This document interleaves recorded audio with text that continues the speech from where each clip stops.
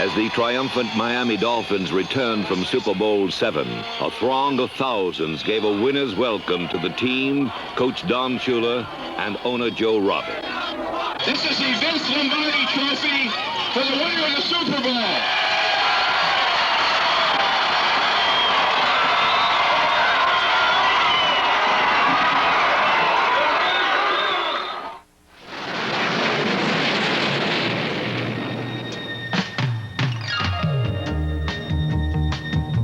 Arrowhead Stadium was the scene of the opener.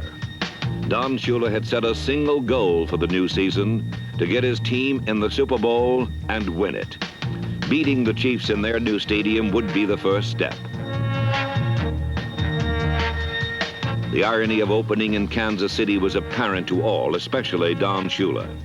For this was a rematch of 1971's Christmas Day playoff in football's longest game.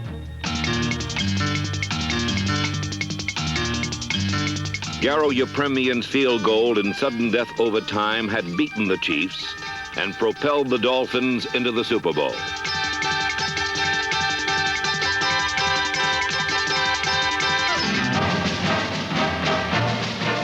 Now, as the Dolphins began the 72 schedule, all the psychological advantages belonged to the favored Chiefs. But Bob Greasy passed to an old target, Paul Warfield, and a new one, Marlon Briscoe, to lead the offense to 2 touchdowns.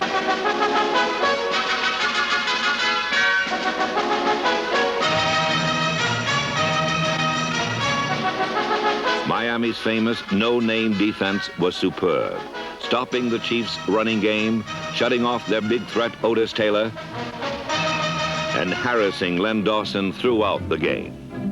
Miami's dominance was so complete, they held Kansas City without a touchdown until only 9 seconds remained. Miami had easily thwarted the revenge-minded Chiefs 20-10.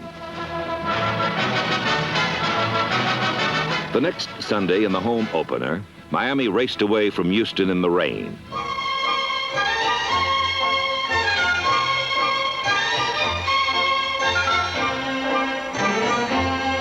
All 4 of Shula's backs, Morris, Zonka, Greasy, and Kick, scored touchdowns as the Dolphins won their second 34-13.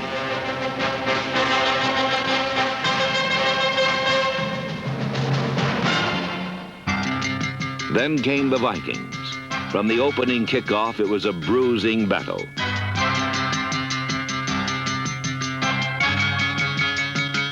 On their very first series, Fran Tarkington burned Miami with the bomb, and Minnesota led. But the Dolphin defense, led by Nick Bonaconte, number 85, kept Miami in the game by sacking Tarkington 5 times and taking away the long pass by employing a 5th defensive back in Shula's nickel secondary. Garo Yepremian's long-range field goals of 38, 42, and 51 yards kept his team close, but Miami trailed with less than 2 minutes left. Then Bob Greasy, in a masterpiece of clutch passing, moved the Dolphins downfield.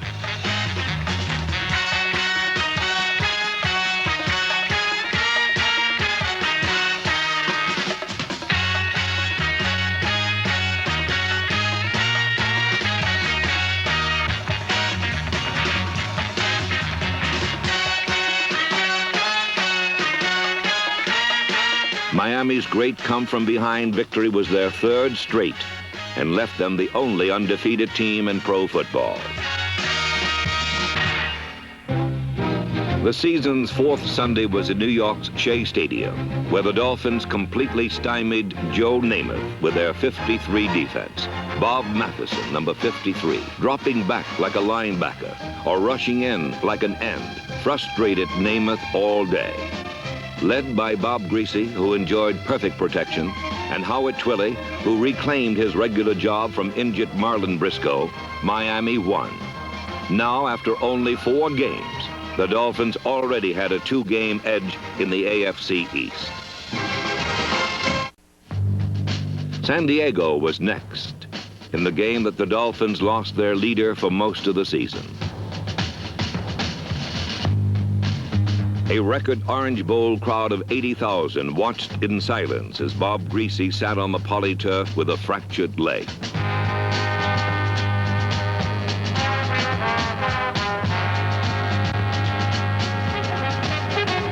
But Miami was well prepared, and as Bob Griese was wheeled off the field on a stretcher, his successor, the last of the crew cuts, 38-year-old Earl Morrall, took his place at the line of scrimmage.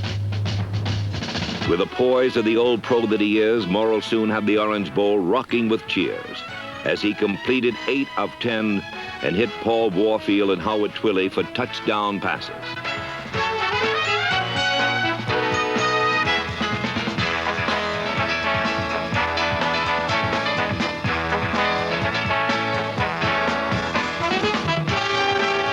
The no-name defense got the team into the scoring column as well, when safety Dick Anderson went 35 yards with a Charger fumble.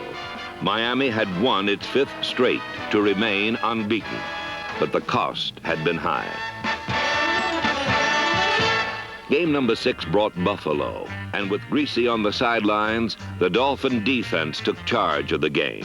O.J. Simpson was held to 13 yards rushing in the first half, and in the second, Manny Fernandez stole a handoff and the ball game as Miami squeezed past the Bills by a single point.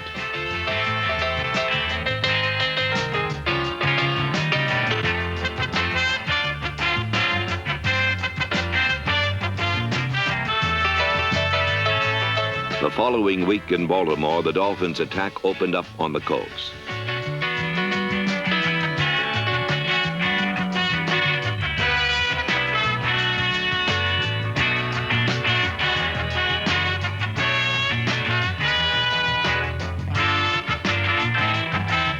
But the specialty teams were the real stars, blocking 2 kicks and recovering a fumbled punt. The Colts never got within the Miami 28 as the team shut out Baltimore. The season's second half began with Miami still unbeaten. In Buffalo, the ground game rolled over the Bills. The decisive factor was the magic feet of Mercury Morris, who stutter-stepped through the mud in one of his most impressive performances as a pro.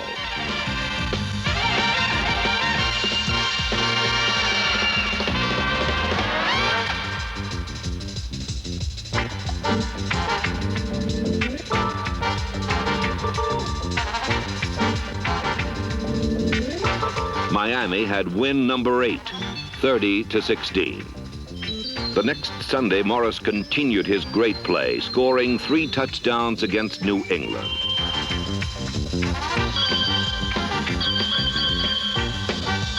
The entire offense was awesome as Miami passed their opponents out of the Orange Bowl.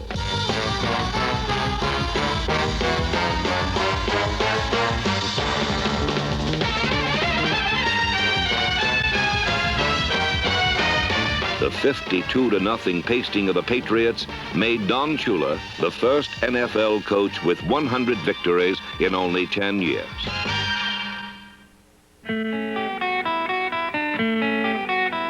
In Game 10, Joe Namath's arm gave the Jets a 10-point lead. Then, with New York on the brink of another score, defensive captain Nick Bonaconte turned the tide and the Dolphins surged ahead.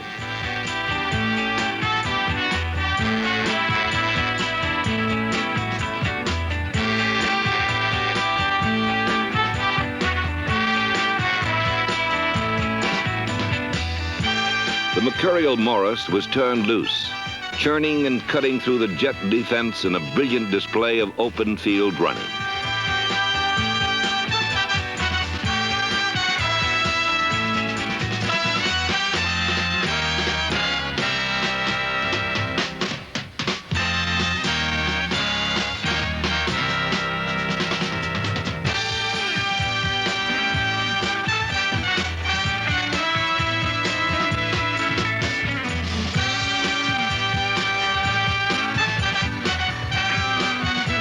The win was Miami's 10th and wrapped up the Eastern Division title for the 2nd straight year. On Monday night against St. Louis, Larry Zonka bulled his way for well over 100 yards for the fourth time this season, and a dazzling aerial show demonstrated Dolphin receiving depth.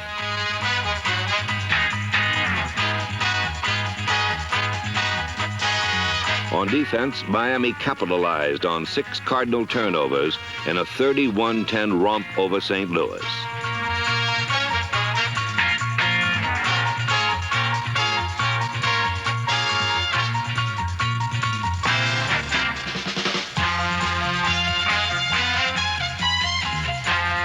Next, in New England, Zonka's 45-yard burst earned him his second straight 1,000-yard season, as the Dolphins established a team yardage record, rolling up over 500 against the Pats. The win streak had now reached an even dozen.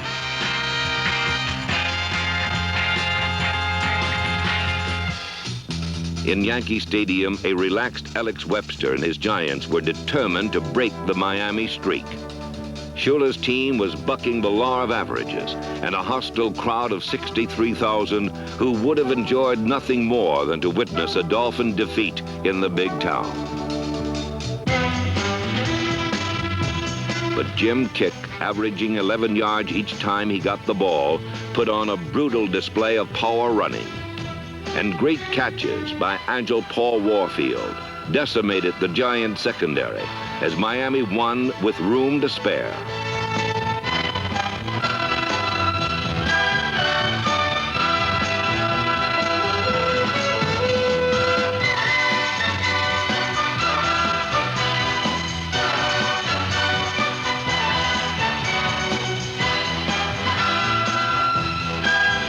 The Dolphins were now only one game away from the NFL's first perfect 14-game season. The regular schedule's finale brought Baltimore and a Morrow to Warfield collaboration for another sensational touchdown.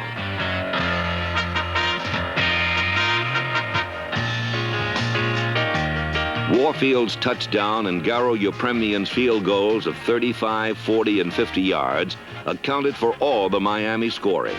It was in this game that the Dolphin ground attack broke a 36-year-old record to become the greatest rushing team in NFL history and the first to have 2 1,000-yard runners on the same squad.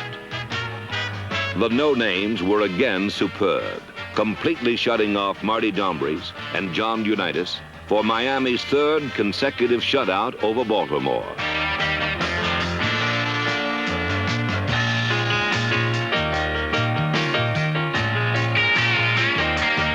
But most important, the 16-0 win was Miami's 14th straight and gave the team an achievement unequaled in the history of the NFL, a perfect 14-game season.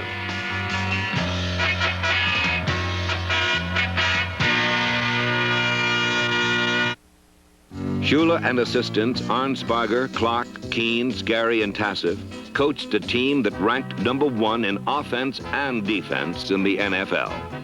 Their perfect season was even more impressive because they accomplished it without their regular quarterback. However, Earl Morrall succeeded Greasy as leading passer in the conference and was named All-Pro. As good as Morrall was, no one can completely replace a Bob Greasy, whose strong arm and quick feet run enemy defenses ragged.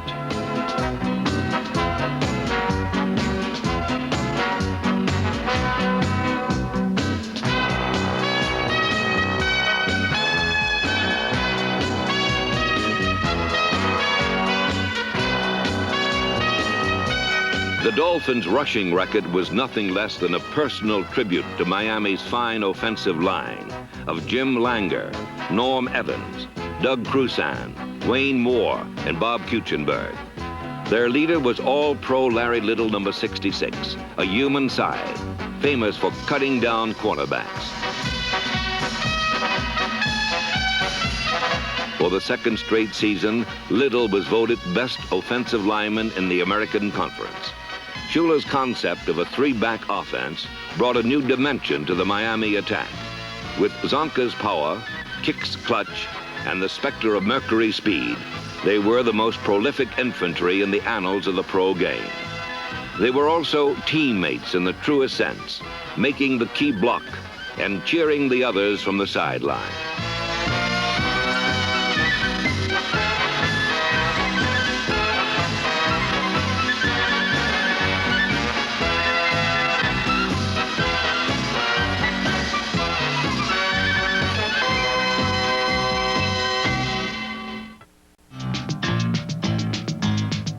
In the playoff with Cleveland, the Miami specialty team blocked a punt for a touchdown, and the Dolphins took an early lead.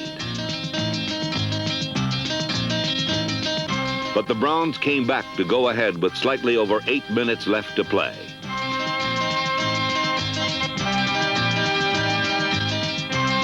Here, Miami showed why it was unbeaten.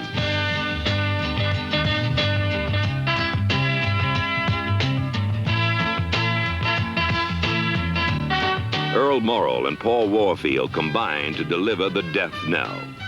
And a determined Jim Kick behind devastating blocking finished the 80-yard clutch drive in the Cleveland end zone.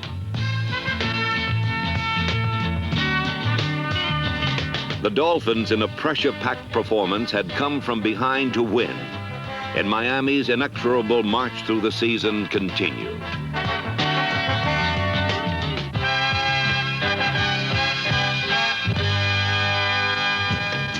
Next was Pittsburgh in the AFC Championship game, among the sign-carrying zealots in bedsheet-bedecked Three River Stadium.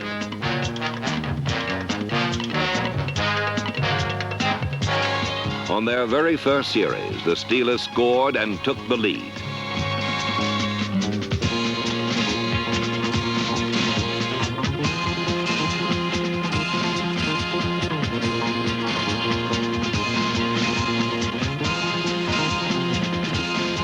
Time after time, Pittsburgh's steel curtain defense stopped Miami. Then on a 4th and 5 situation came the most important play of the game and perhaps the entire season for the Dolphins.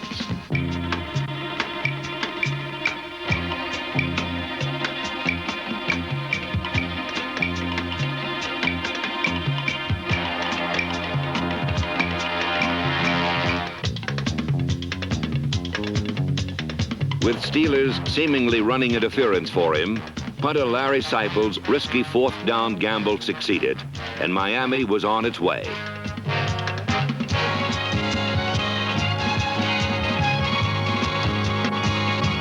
To take advantage of Seipel's great effort, the coach of the year made a difficult decision.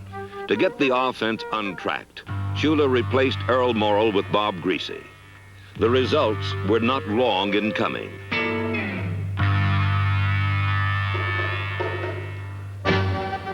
On his first pass of the playoffs, the gifted Greasy split the Steeler defense with a pass that Paul Warfield took for 52 yards. Several plays later, Greasy pitched to Jim Kick, the money performer without peer, who scored the go-ahead touchdown. It was 1 of 4 that Kick would score in the 3 postseason games.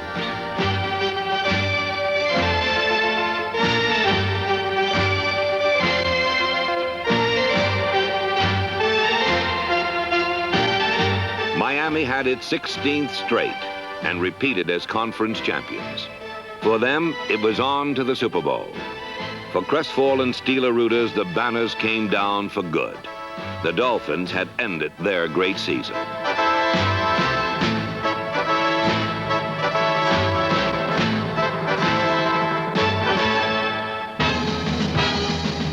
For the Miami Dolphins, the Super Bowl was an entire season in one game.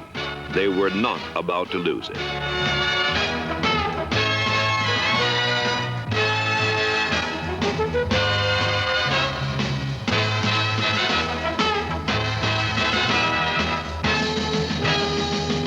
Bob Greasy hit on 6 of 6 passes in the first half and threw to Howard Twilley for the game's first score.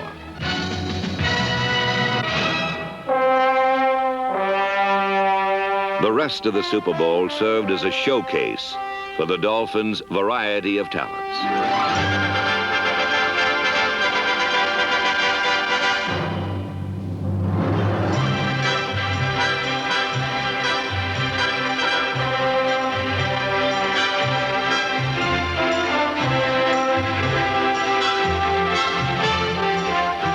Dolphin defense was the real story of this game, stopping Larry Brown cold. Jake Scott was named most valuable player for his 2 interceptions. And Manny Fernandez had the kind of a day a defensive lineman dreams about, as the no-name defense completely controlled game.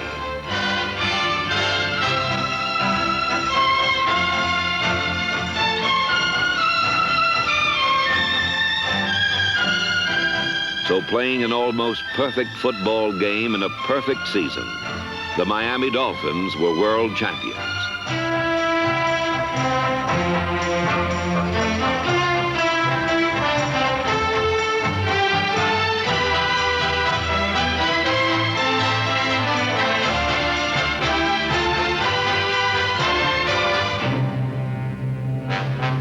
Only 7 years since Joe Robbie was granted a franchise in the old AFL, Miami not only won the Super Bowl, but had gone an entire season undefeated.